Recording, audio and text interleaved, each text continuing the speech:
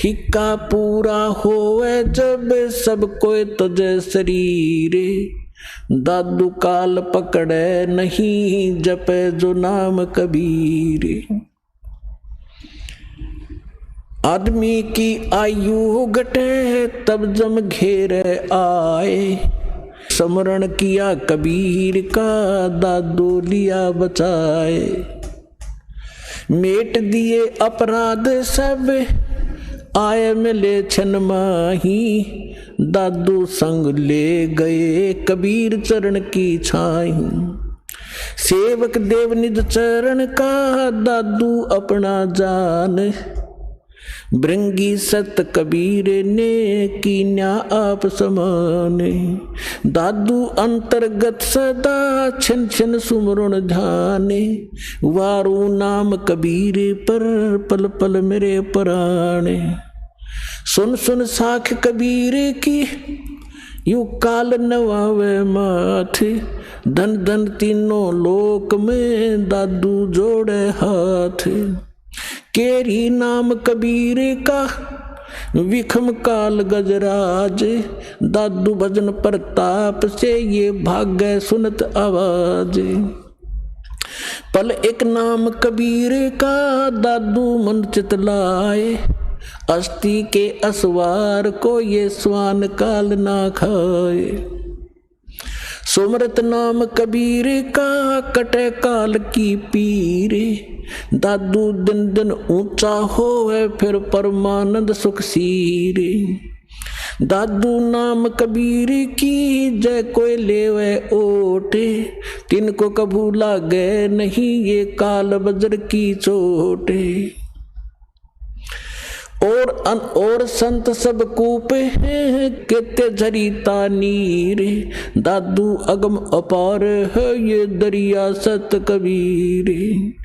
अब ही तेरी सब मिटे ये जन्म मरण की पीर, श्वास उश्वास सोमर ले दादू नाम कबीर।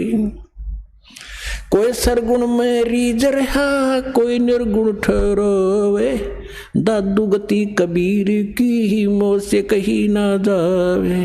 दादू नाम कबीर का सुन के कांपे काले, नाम भरोसे जो चले होए नवा का वाले। जिन मोह को निज नाम दिया सोए सतगुर हमारे, दादू दूसरा कोई नहीं ये कबीर सिरजनहारे। अब क्या बताया दादू जी ने, क्योंकि गरीबदास जी की महिमा चल रही है थोड़ा सा इसलिए हिंट देना पड़ा, इसका आगे लिंक है इससे। दादू साहब जी क्या कहते हैं कि सुन सुन साख कबीर की, साख माने महिमा, परमात्मा की सामर्थ्य। सुन सुनने से जैसे परमात्मा की महिमा जहाँ चलती है तो काल भी माथा रगड़े कि वो तो समर्थ है। यो काल यहाँ का भगवान जो है, जो भगवान की महिमा कहीं होती है, सच्चाई उसकी सत्य महिमा सुनाई जाती है तो काल भी नाक रगड़े मत्था टेकता है कि हाँ भगवान तो समर्थ ही है, वो कबीर तो पूर्ण परमात्मा है। तो सुन सुन साख कबीर की, काल निवावे माथ झुकावे माथा, और धन हो तीनों लोक में दादू जोड़े हाथ। फिर देखो कैसी तुलना की है, केरी नाम कबीर का और विखम काल गजराज, दादू भजन प्रताप से यू भाग्य सुनत आवाज। अब 21 ब्रह्मांड का स्वामी है। श्रीमद् भगवद गीता अध्याय नंबर 15 के श्लोक नंबर 18 में गीता ज्ञानदाता ये ब्रह्म है, काल है। ये खुद कहता है कि मेरे अंतर्गत जितने भी प्राणी हैं उनसे मैं उत्तम हूँ, श्रेष्ठ हूँ, उनसे तगड़ा हूँ मैं, इसलिए मैं लोक वेद के आधार से पुरुषोत्तम प्रसिद्ध हो रहा हूँ मैं। क्योंकि जितने भी इसके अंतर्गत प्राणी हैं काल के, ये इन तगड़ा है। ये 1000 कला का, ब्रह्मा विष्णु महेश, ये विष्णु जी 16 कला के, और ये 4 भुजा का, वो 1000 भुजा का। यानी इनमें यहाँ के प्राणियों में ब्रह्मा विष्णु महेश हमसे सबसे तगड़े शक्तिशाली है, इनसे भी वो कई गुना शक्तिशाली है। तो ये कोई छोटी शक्ति नहीं है, कहने का भाव ये है। तो यहां दादू जी कहना चाहते हैं कि केरी नाम कबीर का, केरी मन बब्बर शेर, और बब्बर शेर कहीं धाड़ मारता हो और हाथी आसपास घूम रहा हो, हाथी इतना भयभीत हो जाता है, लीद कर देता, वो टट्टी कर देता, एकदम इतना डर जाता है, भाजगन की सोचा कि इधर से जान बचाए मेरी। तो यहाँ कहने का भाव यह है कि हाथी कोई छोटा प्राणी नहीं है, आम प्राणियों से तगड़ा है, लेकिन उस बब्बर शेर के सामने वो भी फेल है, उसके सामने उसकी कोई अस्तित्व नहीं है। तो यहाँ क्या बताना चाहते दादू साहब जी, ये बताना चाहते हैं कि केरी नाम कबीर है, परमात्मा का जो सत्य मंत्र है, और कबीर साहब को ऐसा समझो जैसे बब्बर शेर हो, और ये काल भी छोटा नहीं है, विषम काल गजराज, गजराज माने हाथियों का राजा, हाथियों में भी तगड़ा हाथी समझ लो। लेकिन दादू भजन प्रताप से ये भाग्य सुनत आवाज, नाम का सिमरन सतनाम जो आपको दिया जाएगा ये राम का नाम है। राम राम कोई मंत्र नहीं है, राम का नाम यानी जिससे वो राम प्राप्त हो वो नाम, वो 2 अक्षर का है। सतनाम जिसमें को मंत्र है, एक आपको गुप्त है वो तत्शब्द वो दिया जाता है। आगे क्या बताते हैं, पल एक नाम कबीर का, जो परमेश्वर कबीर जी ने जो सत साधना बताई है, वो एक पल भी अगर जिसने सत साधना से भक्ति कर रखी हो, पल एक नाम कबीर का दादू मन चितलावे, अस्थि के असवार को स्वान काल नहीं खावे। अब देखो इन महापुरुषों की वाणी को समझना किसी बालक के बस की बात नहीं है। ये महापुरुष पाके पढ़े, दादू पंथी, कबीर पंथी, गरीबदास पंथी, किसी ने कख नहीं बताया इनकी वाणी का, ये समझ नहीं सके इनको। पहले तो तुलना की कि परमात्मा को तो केरी बब्बर शेर समझो, और हाथी भी कोई छोटा नहीं है, लेकिन उसके सामने हाथी की कोई अस्तित्व नहीं है बब्बर शेर के सामने। तो हमारे समर्थ भगवान इतने शक्तिशाली हैं इस काल की तुलना। अब आगे क्या बताते हैं कि आप जिन्होंने कबीर परमात्मा की शरण ले ली, आप बैठ गए हाथी पे, और काल को कह रहे हैं, काल को समझ लो डॉग कुत्ता। हाथी पर बैठे व्यक्ति को वो स्वान हानि नहीं कर सकता किसी भी कीमत पर। अगर हाथी पर बैठे रहे, रात पर नीचे गिर गए, फिर तो पिंडी पाड़ेगा वो।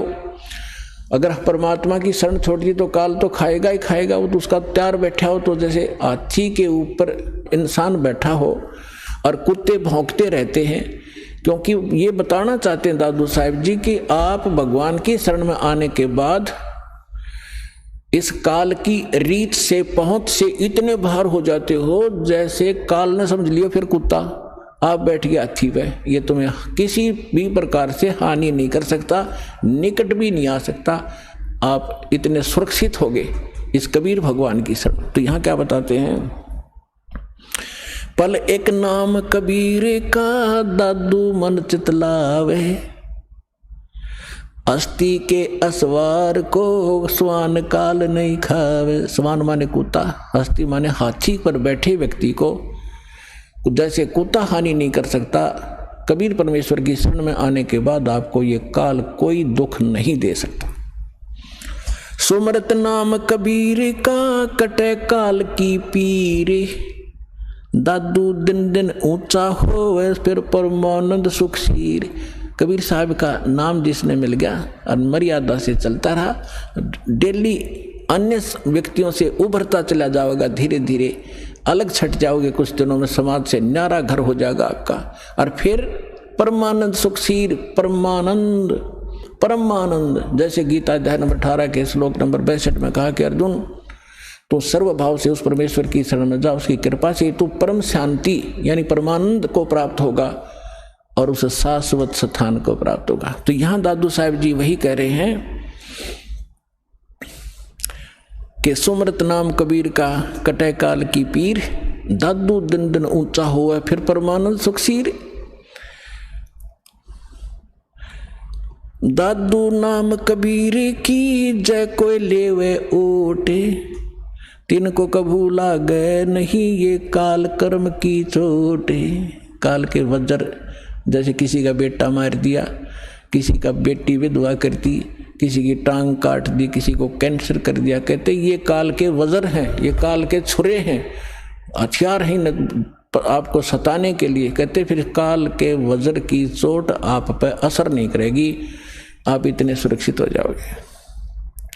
और संत सब कूप केते दरिता नीरे, दादू अगम अपार है वो दरिया सत कबीर। महापुरुषों की वाणी देखो पुण्यात्मा गदगद आत्मा हो जाती है। अब उनको ये नकली ये आचार्य शंकराचार्य ये नरे मंडलेश्वर महर्षि न्यू क्या करते होता, अनपढ़ थे, अशिक्षित थे, मूर्खा की भाषा है उनकी ग्रंथों में। इसमें कैसी गजब की तुलना की है कि और संत सब कूप हैं। जैसे दास ने परमात्मा की परिभाषा बताई, तहसीलदार भी साहब है, उसकी जितनी शक्ति है उतना ही मालिक है।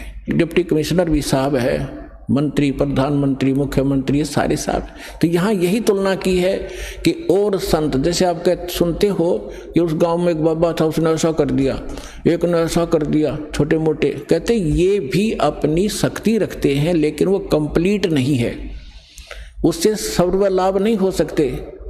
आपका तहसीलदार से मित्रता है तो एक रजिस्ट्री करा सकते हो, साल 6 महीने 2 वर्ष 10 वर्ष 50 वर्ष में एक का काम करा पाओगे, उससे बाकी और समर्थ की शरण हो जा तो कितना सारे काम होते चले जाएंगे आपके। इस प्रकार क्या बताते हैं, और संत सब कूप हैं।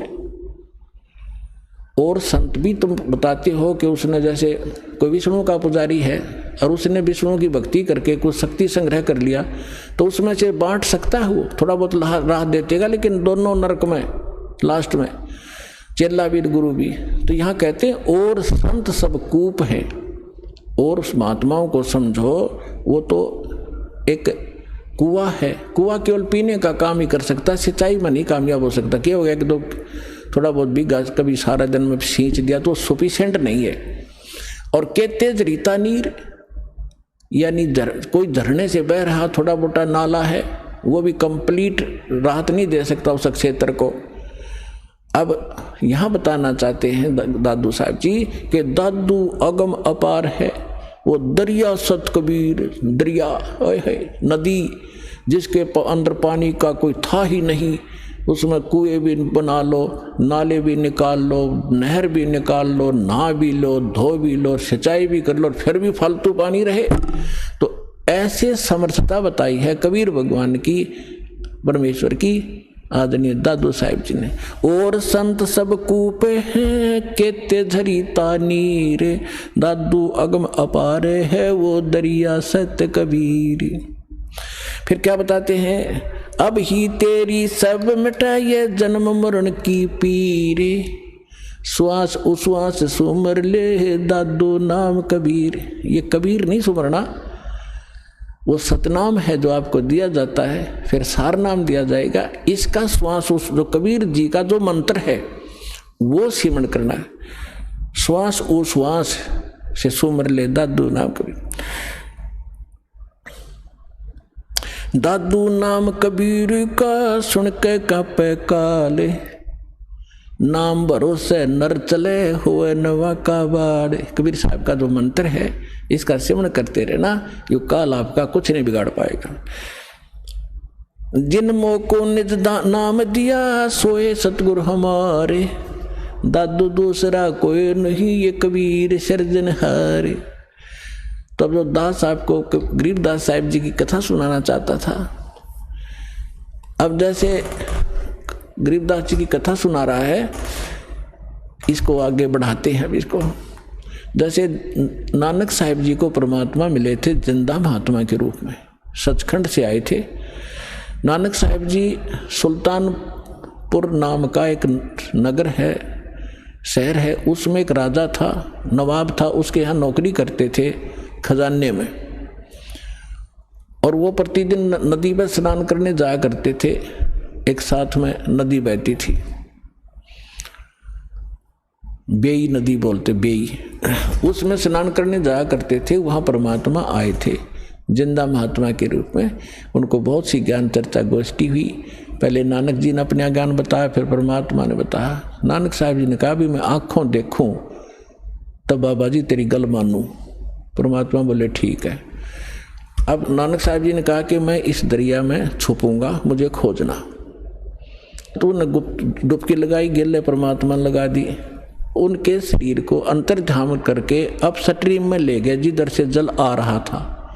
वह उपस्थित लोगों ने देखा कि नानक जी मर गए, डूब गए, डुबकी लगाई थी, बाहर नहीं आए। और वो शरीर रख दिया अब स्ट्रीम में जिधर से जल आ रहा था। उधर कोई भी ध्यान नहीं जा किसी का। 2-3 किलोमीटर जाकर शरीर सुरक्षित रखा एक स्थान पर। आत्मा को सचखंड ले गए। फिर सारा कुछ बताया कि मैं काशी में रहता हूँ बच्चा, वहाँ आ जाना, सतनाम दूंगा तेरे को। तो नानक जी तीसरे दिन वापस आए थे, दरिया के किनारे घूमते नजर आए। फिर पहली उदासी उन्होंने बनारस की थी कि खोजूं तो जाकर देखूं वहाँ भगवान अर्धानक रूप में कैसे हो सकता है, कुछ जच्चे कुछ ना जच्चे। जब सामने जाकर देखा वो है जो सकल जिंदा महात्मा वाली ये बैठा भगवान दानक रूप में, जलाए रूप में, भाई सूरत लोग की वेश, ए ठगवाड़ा ठगी देश खरा सियाणा बहुता बार, ये धानक रूप रहा करता। अब हम गरीबदास जी की कथा सुनाते हैं। तो क्या हुआ, 3 वर्ष के बाद बच्चे को कोई कहे इसका सब झाड़े फूक लो आए, पता नहीं कहाँ ले गए, वैद्यों को दिखाया, सब ने कोई भूत प्रेत का साया बताया, सब फेल हो लिया। आखिर में थक लिए, 3 साल में कुछ असर नहीं हुआ। एक दिन कोई दादू पंथी, एक गोपाल दास नाम का लाला जी था, और वो घर त्याग कर सन्यासी हो गया था, बाल बच्चों को अपना जिम्मेदारी सौंप के, और लाल कपड़े पहने हुए थे। दादू पंथ से दीक्षित था। वो किसी भगत के यहाँ आया करता था, उसका चेला था छुडानी में। जब वो आया 2-3 वर्ष के बाद, ऐसे कई वर्ष में चक्कर लगाता था, तो उस भगत ने, उस गांव वाले ने कहा कि महाराज जी हमारे एक लड़की का लड़का ऐसे ऐसे एक संत ने कुंवारी गाय का दूध पियाया था, वो जंतर मंतर का, और उसके जंतर मंतर कर दिया तो मृत्यु को प्राप्त हो गया था। सुन ली भगवान ने, उसके सांस शेष थे, बच गया। अब वो पागल हो गया। और कहा जाता है कि संत की विद्या को संत ही काट सकता है। अगर आप कुछ दया करो तो बच्चे को बुलाऊं। दादू पंथी गोपाल दास जी ने कहा कि बुला, ये झाड़ फूक करना थोड़ी बहुत ये सीख लेते हैं रोटी खाने के लिए, जितने भी ये संत बने, तो बुला, मैं अभी कर दूंगा ठीक। अब उसने जाकर के उस चौधरी साहब को कहा, उनके नाना जी को, शिवलाल नाम था उसका, शिवलाल, के शिवलाल जी हमारे पास एक महात्मा आते बड़े पहुंचे हुए हैं, और वो कहते हैं बच्चे को दिखा दो, मैं ठीक कर दूंगा। 5-7 और बूढ़े बुजुर्ग उसके साथ, गरीबदास 13 वर्ष के बालक को लाकर खड़ा कर दिया। जब दादू पंथी उस गोपाल दास ने पूछा, बेटा कौन था वो, तेरा जीवन नाश कर दिया, तेरे को बर्बाद कर दिया? तो गरीबदास जी कहने लगे, उसने बर्बाद नहीं, मुझे आबाद कर दिया। अलल पंख अनुराग है सुन मंडल थीरे, दास गरीब उधार दिया मोय सतगुरु मिले कबीर। हम सुल्तानी नानक तारे, दादू को उपदेश दिया, जात जुलाहा भेद न पाया, वो काशी माहे कबीर हुआ। जब ये वाणी दादू उस परमेश्वर के प्यारी आत्मा गरीबदास जी ने बोली, वो 62 साल का महात्मा था, 62-65 साल का दादू पंथी गोपाल दास। उसका शरीर, आंख भर आई उसकी, और रोंग रोंग खड़े हो गए कि इतनी प्यारी भाषा बोल रहा है इसने, बौड़ा बताओ दुनिया, अरे तेरा गजब भैया। तब उस काफी आध घंटे तक गरीबदास जी वो वाणी बोलते रहे, जो भगवान से परिचित होकर के उन्होंने गैबी खाल विशाल सतगुरु अचल दिगंबर थीर हैं दास, ये सारा कुछ बोला। तब वो 62-65 साल का आदमी खड़ा हो गया, महात्मा जिसके वो लोग पूजा कर रहे थे, हाथ जोड़कर कहने लगे, महाराज जी अब वाणी लिखवा दो सारी की सारी, जीवों का उद्धार होगा कलयुग में। परमात्मा गरीबदास जी यही चाहते थे कि किसी तरह लिखनियाँ मिल रहा बने, लेकिन यू कल भाग जाएगा 2 दिन, थोड़ी बहुत लिख के, मैंने तो बहुत कुछ लिखवाना है। उसको दर्द करने के लिए उठ चल पड़े गरीबदास जी, उससे बात नहीं की। फिर अब उन लोगों ने सोचा कि 65 साल का आदमी एक 13 साल के बालक का हाथ जोड़ बैठा। उन्होंने ये सोचा भाई इस मतलब बड़ी बला है, बाबा जी का भी चक्कर कटा दिया इसने, यानी कोई बड़ा भूत प्रेत है इस गरीबदास जी में। 65 साल का बाबा भी हाथ जोड़े खड़ा इसका आगे, यू क्या कहे है इसको। अब वो तो अपने घर न चले गए। गरीबदास जी चल पड़े खेतों को, जंगल की साइड में, और वो दादू पंथी महात्मा भी साथ साथ जा। अभी तो अमर वाणी गजब की वाणी है, क्योंकि परिचित था संतों की वाणी से, दादू से भी परिचित था कि उनको कोई संत मिले थे जिंदा महात्मा के रूप में। दादू पंथी ये नहीं मानते कि कबीर काशी वाला मिले थे, और उन्होंने खुल के लिख रखे अपने ग्रंथ में, तो सब की बुद्धि में पत्थर पड़े हुए। तीसरे दिन गरीबदास जी ने कहा कि बाबा जी बात सुन ले, जब सारा लिखा जितना मैं लिखवाऊं तो मैं लिखवाऊं, नहीं तो जा अपने घर में। उन्होंने कहा दादू के पंथी ने, गोपाल दास जी ने, कि महाराज जी मैं तो घर तक कति फ्री हो रहा हूँ और मेरा काम में कुछ नहीं बचा रही है, परमार्थ का काम सेवा मुझे मिल जाए, इससे बड़ा कोई मेरे लिए काम नहीं, कोई परमार्थ नहीं। तो गरीबदास जी का एक, उन्हीं के नाना का एक बेरी का बाग था, बेरी, बड़ बेरी बोलन से, उसमें एक जंडी का पेड़ था बहुत भारा। उस जंडी के पेड़ के नीचे गरीबदास जी और वो दोनों गोपाल दास जी बैठ जाते। गोपाल दास जी बनिया था, उसको लिखना आता था, वो लिखता था, गरीबदास जी बोलते थे। 6 महीने के में ये वाणी पूर्ण हुई जो आज दास के पास उपलब्ध है, और जो आपके सामने वो अमृत बखेर रहा हूँ। तो इन सब बातों से ये सिद्ध हो गया कि हमारे सदग्रंथ बतावें और आंखों देखा संत बतावें कि धानक रूप रहा करतार। गरीबदास जी ने कहा अनंत कोट ब्रह्मांड का एक रति नहीं भारे, सतगुरु पुरुष कबीर हैं ये कुल के सृजनहारे।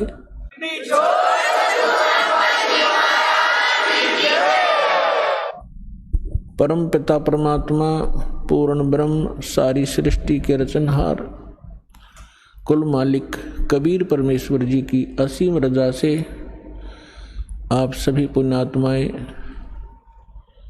सतलोक आश्रम बरवाला जिला हिसार हरियाणा के अंदर पहुंच पाए। जिस आत्मा के ऊपर परमात्मा विशेष प्रसन्न होते हैं उन्हीं को ऐसे शुभ स्थान और शुभ समागम उपलब्ध हुआ करते हैं। सकल पदार्थ हैं जग माही और कर्महीन नर पावत नाहि। पुण्यात्माओं, आप बच्चे हो, विद्यार्थी हो, टीचर को पता होता है कि यदि ये विद्यार्थी अच्छी तरह शिक्षा ग्रहण करके परीक्षा में सफल हो गए, इनका जीवन बहुत ही उज्जवल होगा, इनका भविष्य, इनको अच्छी नौकरियां मिलेंगी, बड़े सुखी रहेंगे। लेकिन उस समय बच्चों को वो बात नहीं याद रहती कि हम किस लिए पढ़ रहे हैं, और वो अच्छे विद्यार्थी जो होते हैं टीचर के बताए प्रत्येक क्लास वर्क होमवर्क को करते ही रहते हैं, तो सफल हो ही जाते हैं, फिर उनको वो वस्तु प्राप्त स्वाभाविक हो जाती है। आप वो विद्यार्थी हैं जिनको जन्म और मरण के रोग से छुटकारा पाने का और सतलोक के अंदर जाकर के वो स्थायी सुख प्राप्त करने का शुभ अवसर प्राप्त हुआ है। इसमें यदि आप उन विद्यार्थियों की तरह लगन से इन सभी क्रियाओं को करते हुए संसार छोड़कर चले गए तो आपको वो स्थान प्राप्त होगा जो आज तक हजारों वर्षों तक ऋषि महर्षि प्रयत्न करके निष्फल रहे। तो आप कितने पुण्यकर्मी हो, आप कितनी पुण्यात्मा हैं। लाल की कीमत का लाल को ज्ञान नहीं होता, जौहरी बताया करता है। ये दास जौहरी है, आप उस परम पिता के लाल हो, आपको मालूम नहीं, इस दास को मालूम है। आपके लिए वो परमात्मा कितने भटक रहे हैं।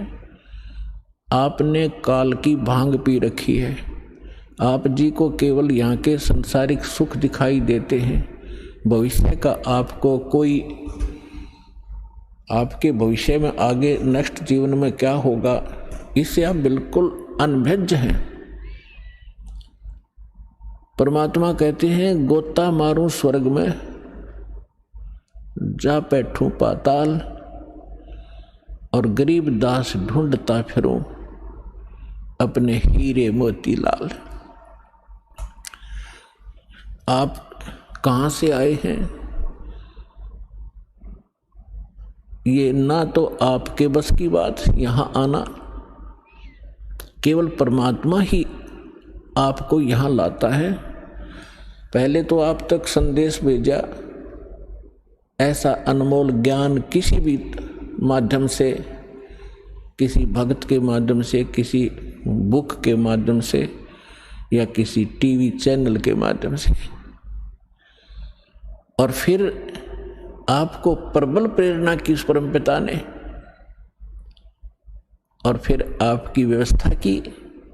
यहाँ तक आने में कोई मध्य प्रदेश से आ रहे हैं, कोई उत्तर प्रदेश से आ रहे हैं, कोई महाराष्ट्र से, कोई उड़ीसा से। पुण्यात्माओं, आज हम इतने लेजी मैन हो चुके हैं, हम अपने पड़ोसी घर में भी नहीं जाएं, जो सोचें फिर मिलेंगे मित्र को, और आप इतने दूर यहाँ आ गए। कहते करे करावे साईं मन में लहर उठा, दादू सिद्धर जीव के वो आप बगल हो जा। तो आपके ऊपर कितनी रजा है सोच भी नहीं सकते। इतनी दूर आना, ट्रेनों के अंदर कितनी कठिनाई होती, लेकिन आपके पिछले पुण्य इतने प्रबल हैं कि आपको वहाँ रुकने नहीं देते। और पिछले ही तप से होते हैं पूर्ण हंस मुराद, पिछले संस्कार आपके साथ हैं। आप किसी समय परमात्मा कबीर जी के साथ रहे हो जब भगवान धरती पर आए हुए थे।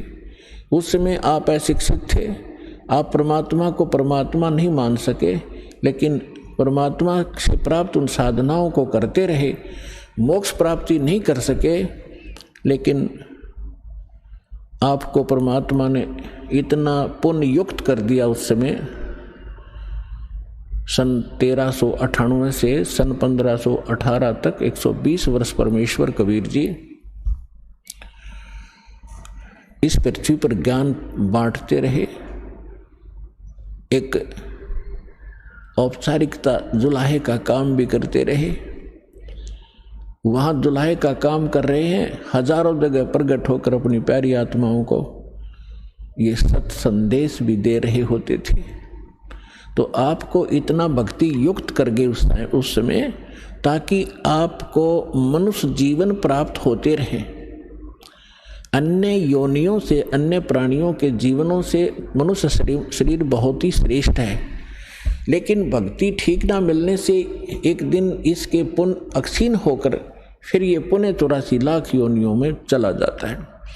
तो परमात्मा ने आपको इतना चार्ज कर दिया कि आप मनुष्य जीवन प्राप्त करते हुए आते रहे, और आप जी को इस समय तक यहां लाना था। अब परमात्मा ने आपको इतना भक्ति युक्त कर दिया कि आपके मनुष्य जीवन होते हुए आ रहे, तभी तो आपके अंदर प्रेरणा है परमात्मा की। 2 प्रकार से मानव शरीर प्राप्त होता है। एक तो विधान है परमेश्वर का, इस काल को बनाकर दे रखा है, और काल की मजबूरी बना रखी है कि इसने मानव शरीर एक आपको देना ही पड़ता है, क्योंकि इसने 1 लाख मानव शरीरधारी प्राणियों के शरीर से निकले हुए गंध को खाने का एक श्राप लगा हुआ है इसकी गलती से।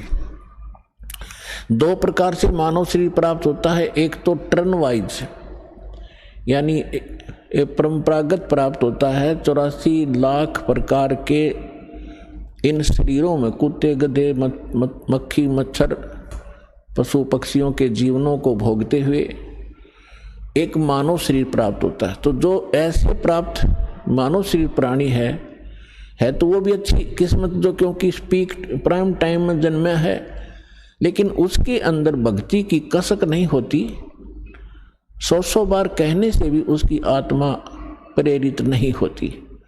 और दूसरी प्रकार का जन्म ऐसे होता है, जो पीछे भी मनुष्य थे, आज भी मनुष्य जीवन प्राप्त हुआ है मानव स्त्री या पुरुष का, तो उनके अंदर पूर्व संस्कार से वो भक्ति की कसक बनी ही रहती है।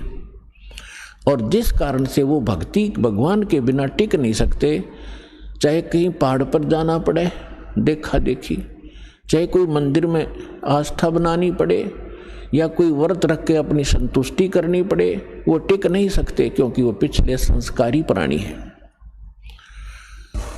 तो परमात्मा ने आपको 600 वर्ष पहले आप पर मेहर की थी। 64 लाख शिष्य कबीर भगवान के, एक धानक जो लाए के, एक झोंपड़ी में बैठे व्यक्ति के 64 लाख शिष्य हुए थे। तो विचार करके देखो पुण्यात्माओं, जिसको हम एक कवि समझकर उसकी फाइल को बंद करके बैठ गए थे कि वो तो एक कवि था, संत भी नहीं मानते थे, हम केवल एक कवि मानते थे, क्योंकि हम अपने पाठ्यक्रम की पुस्तकों में उनके दोहे पढ़ा करते थे और कवि की संज्ञा में लेकर ही, कवि की श्रेणी में ही उनको गिना जाता था। अन्य कितने कवि हुए हैं, उनके पैरेलल उनके नाम लिखे जाते थे। किसी का कोई शिष्य हुआ, ये भगवान थे। और इन्होंने जो अमृतवाणी, जो तत्व ज्ञान प्रचार किया, कबीर सागर के अंदर विद्यमान है, उससे भी स्पष्ट है। उन्होंने वो ज्ञान दे रखा है जो वेदों, पुराणों, श्रीमद् भगवद गीता, बाइबल, कुरान और इनमें नहीं है। वो ज्ञान भी परमात्मा ने बोल रखा है। तो वो परमात्मा थे, ओनली कवि नहीं थे।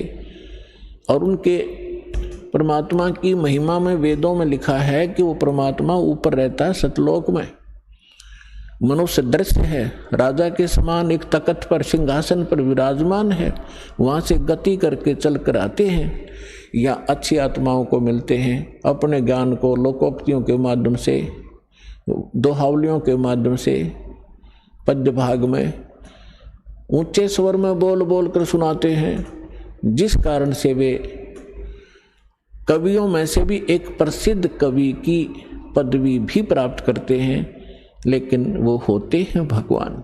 ये वेदों में लिखा है। और कवियों जैसा आचरण करते हुए घूमते फिरते हैं, जगह जगह जाते हैं। उसी दृष्टिकोण से परमात्मा एक ही समय में हजारों जगह प्रकट होकर के आज से 600 वर्ष पहले आप जी को भक्ति युक्त किया करते थे। लेकिन उस समय 64 लाख से सो जाना, ये एक बहुत बड़े आश्चर्य की बात है, क्योंकि उस समय भारत बहुत विशाल था। पूर्वी और पश्चिमी पाकिस्तान, अफगानिस्तान, बलूचिस्तान, इराक, ईरान, गजनी, ये सभी यहाँ तक भारत था। और उस समय कुल मिलाकर के भारतवर्ष की सारे की 4 करोड़ आबादी नहीं होगी, और जिसमें से 64 लाख शिष्य बन जाना हिंदू और मुसलमान, क्योंकि परमात्मा ने ऐसे सुख दिए अपनी प्यारी आत्माओं को, ऐसा ज्ञान दिया, तो आश्चर्यचकित रह जाते थे। तो उस समय परमात्मा ने आप जी को इस योग्य कर दिया कि आप 600 वर्ष से आज तक मनुष्य जीवन प्राप्त करते हुए आ रहे हो, 600 वर्ष पूर्व,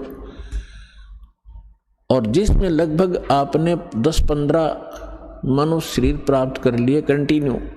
और यदि आज ये समय आपको ना मिलता और ये भक्ति आपको ना मिलती, तो आपका जो लास्ट मनुष्य जीवन था, आप फिर 83 लाख योनियों में चले जाते। इसलिए परमात्मा बड़े दयालु हैं।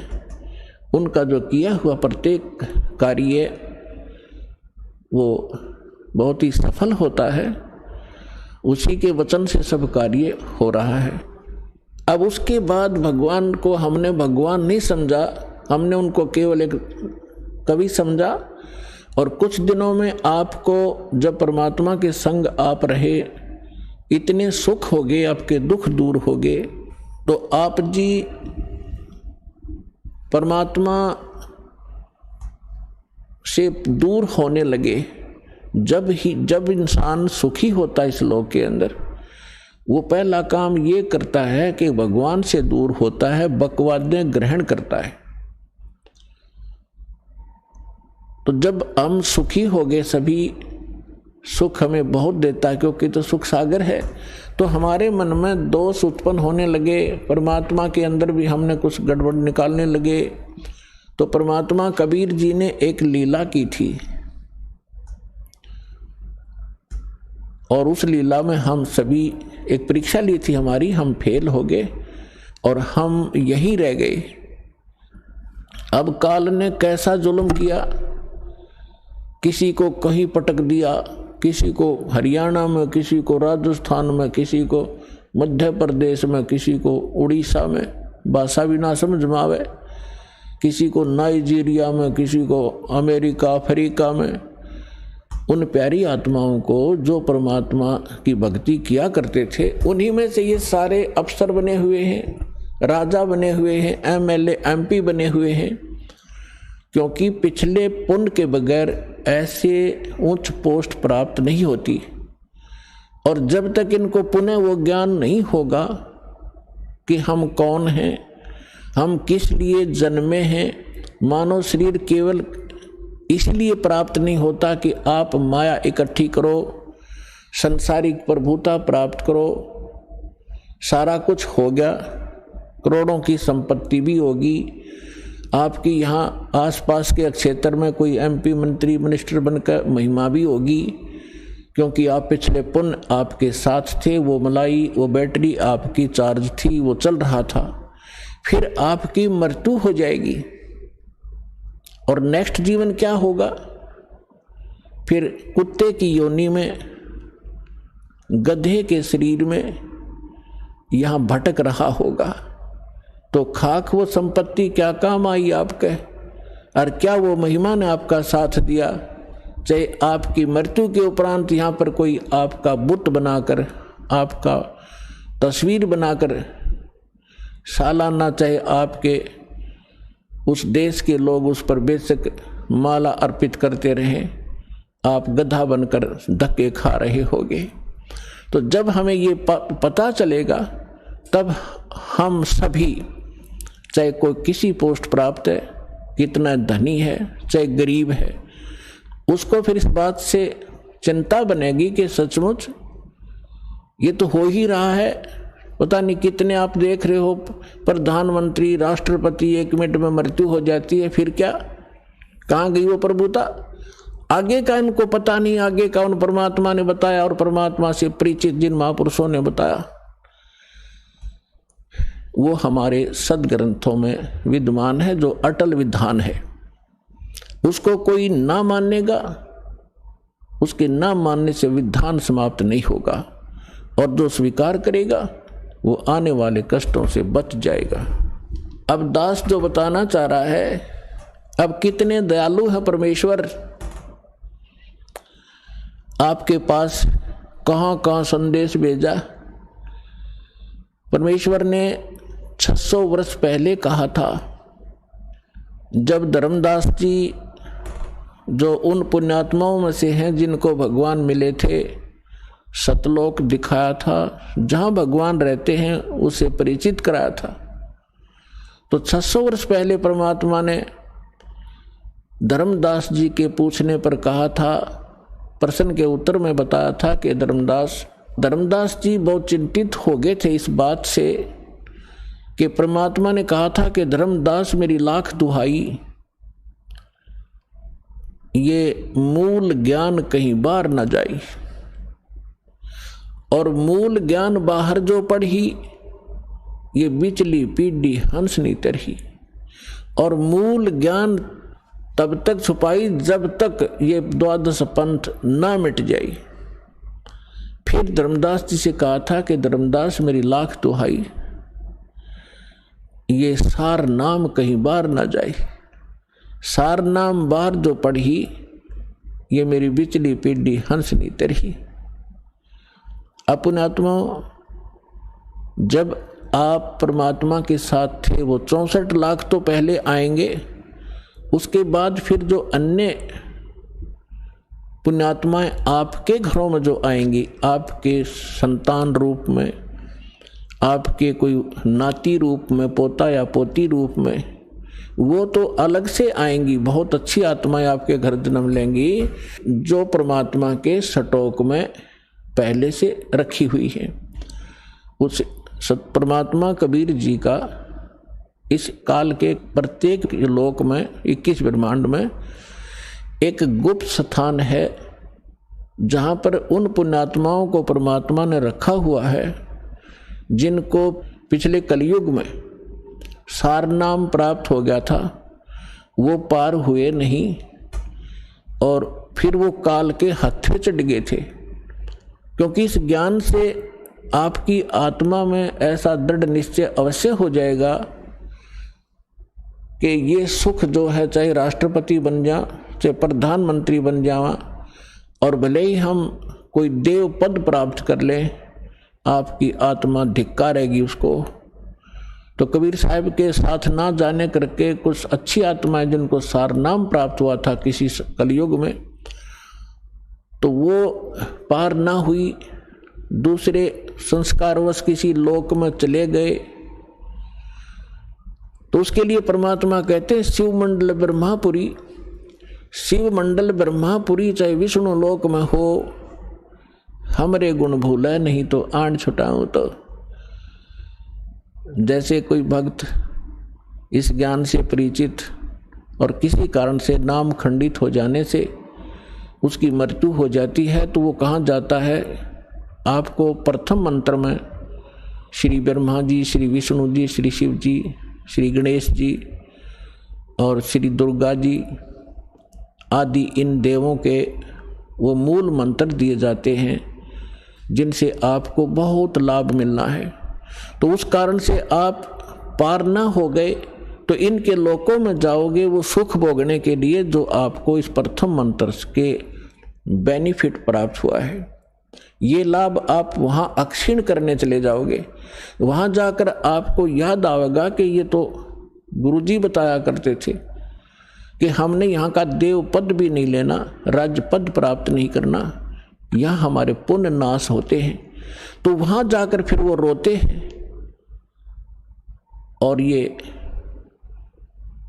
जो प्राइम टाइम होता है इसका सीमा है। जैसे अब जो बिजली पीढ़ी चली है इसका समय निर्धारित है, उसके बाद ये भक्ति नहीं रहेगी। इस बीच जो निकल गया सो निकल गया। तो वो भक्ति जो युग है उसका समय समाप्त हो चुका होता है और उनकी मृत्यु हो जाती है। वो कोई ब्रह्मा जी के लोक में जा रहा होता है, कोई विष्णु जी के लोक में, कोई गणेश जी के यहाँ अपने इन मंत्रों के पुनों के आधार से, भक्ति के आधार से इनको वहाँ खाता है, बर्बाद करता है। तो वहाँ वो रोते हैं। तब परमात्मा जाते हैं, उनको वहाँ से छुड़वा कर लाते हैं। उनको उस समय मनुष्य दोबारा जन्म नहीं देते, उनको अपने पास स्टॉक में रखते हैं। उनके ऊपर इतना रहम हो जाता है कि अब उनका जन्म आपके घरों में होगा, आपके बेटा बेटी, आपके पोता पोती के रूप में सबके घर वो पुण्यात्माएं आएंगी। उनके संस्कार इतने गजब के होंगे, इतने अच्छे होंगे कि उनको किसी प्रकार का कोई कष्ट नहीं होगा उनके जीवन में। और उनको जन्म से ही मंत्र मिलेंगे, 3 वर्ष के होते ही भक्ति करेंगे और 8 वर्ष का होते उसको सतनाम मिलेगा और फिर 12 वर्ष के बाद, 13 वर्ष के बाद अंत ही उसको सारनाम प्राप्त होगा। अब के वो मोक्ष प्राप्त कर जाएंगे। आप भी करोगे क्योंकि ये भक्ति युग प्रारंभ हुआ है। और या तो इसी जन्म में पार हो जाओगे, देखो कोशिश करना कि इसी जन्म में पार हो, फिर तो फिर ही होता है। नेक्स्ट लाइफ का, नेक्स्ट जीवन की सपने में भी इच्छा मत रखना। फिर भी किसी कारण से पैर फिसल जाता है तो वो फिर तुरंत ही मनुष्य जीवन प्राप्त करके तुरंत ही भक्ति पर लग जाता है। अपने आत्माओं देखो, आप भक्ति और इस अध्यात्म मार्ग से परिचित नहीं है। अब जैसे यहाँ कितने दुखी भक्त आते हैं, रोगी आते हैं, सब जगह जवाब मिल जाता है, वो यहाँ लेकर आते हैं, हमारे भक्त उनको समझाते हैं कि चलो आप वहाँ ठीक हो जाओगे। तो वो केवल ठीक होने के उद्देश्य से जो आते हैं और वो ये सोचते रहते हैं कि हम ठीक हो जाएं, बस इतना ही हमें चाहिए, तो उनको परमात्मा राहत शीघ्र नहीं देगा। आप ये उद्देश्य लेकर आओ, इस ज्ञान को समझाओ, जिसको भी आप लाते हो अच्छी बात है, ज्ञान समझाओ और ज्ञान समझा कर फिर उनको नाम दिलाओ, फिर परमात्मा तुरंत हाथ पकड़ लेता है। और यदि ऐसे ले आते हैं और वो इस उद्देश्य से आते हैं, बुरी बात नहीं है, अच्छा है। यदि वो व्यक्ति नाम, क्योंकि नाम तो हम देंगे ही देंगे, समाधान तो बाद में होगा, तो पहले मंत्र दे देंगे। अब नाम जिसने मिल गया और अंतिम सांस गिने, मरना तो उसने था ही, इस मंत्र को एक बार पूरा बोल दे, सुन ले, वहां पर ना बोल सके और मृत्यु हो जा तो भी उसको मनुष्य जीवन मिलेगा, उसमें बीज भक्ति का बूगा। हमने असंग जन्म हो गए, जन्मते मरता ने, धक्के खात्या ने, और अब मनुष्य जीवन प्राप्त होगा तुरंत ही 10वें महीने या सतलोक आश्रम बरवाला में आ लेगा और उसका फिर जीवन शुरू हो गया।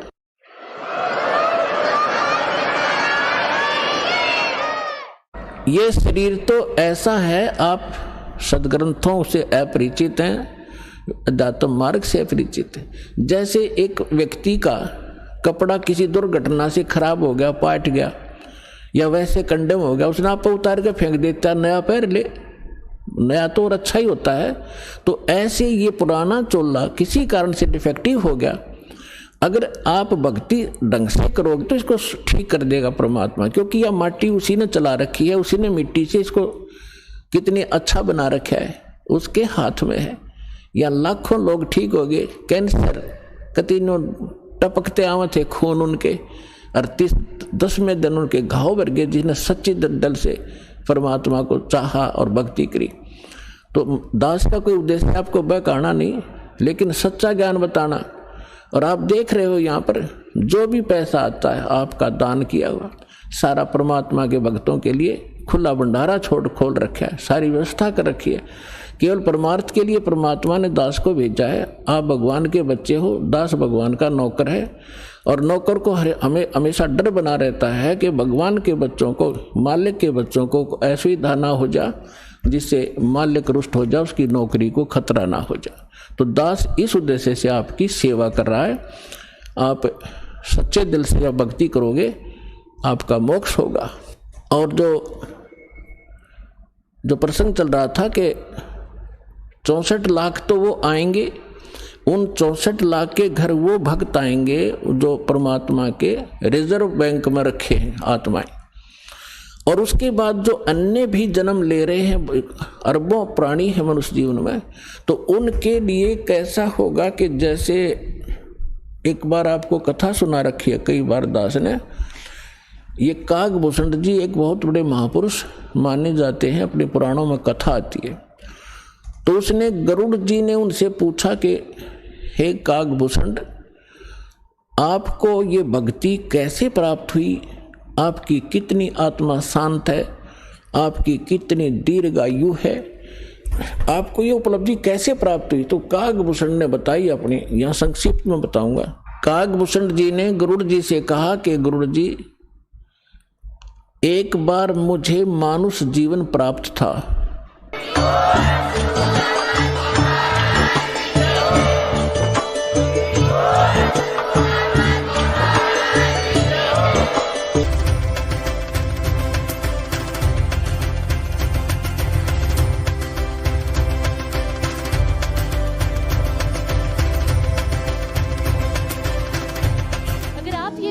YouTube पर देख रहे हैं तो हमारे चैनल को सब्सक्राइब करें और बेल आइकन को दबाना ना भूलें। अगर आप Facebook पर ये वीडियो देख रहे हैं तो हमारे पेज को लाइक करें।